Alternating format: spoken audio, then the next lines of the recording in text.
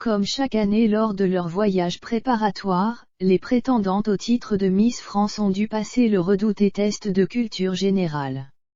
Les résultats viennent de tomber et on connaît le nom de la Miss qui a obtenu la meilleure moyenne. Sylvie Tellier assure que ce test est pire que le bac. Le 24 novembre dernier, depuis l'île de la Réunion, les 29 candidates à l'élection Miss France 2022 ont passé le fameux test de culture générale. Comme chaque année, elles devaient répondre aux 40 questions imaginées par la directrice du comité. Et comme toujours, il y a eu quelques pépites de la part de certaines Miss, comme celles qui ont oublié que Germinal avait été écrit par Émile Zola. D'autres en revanche se sont surpassées d'après les résultats, c'est finalement Miss Normandie, Yousra Askri, qui a décroché la meilleure note avec la jolie moyenne de 17/20. Un grand soulagement pour la jeune femme de 24 ans qui termine un master en activité physique adaptée et santé.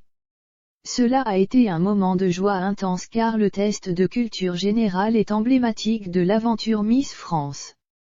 Pour moi, cela représente une chance supplémentaire d'emmener le plus loin possible ma région. Cela montre aussi qu'au-delà de leur beauté, les femmes actuelles sont cultivées et c'est un point important à mettre en avant.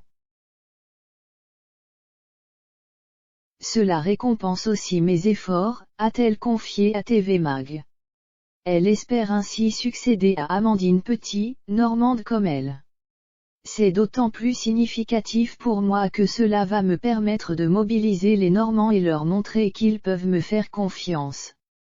C'est ensemble qu'on ira loin, a-t-elle poursuivi en récoltant la note de 15/20. Miss Aquitaine, en Brandrieux, se classe à la deuxième place, juste devant Miss Pays de la Loire, Laine Carvalho, avec une moyenne de 15/20. Le traditionnel test de culture générale n'a rien d'éliminatoire mais l'organisation Miss France ne cache pas qu'une note en dessous de la moyenne peut contrarier les chances d'une candidate d'intégrer le futur top 15 le soir de la cérémonie.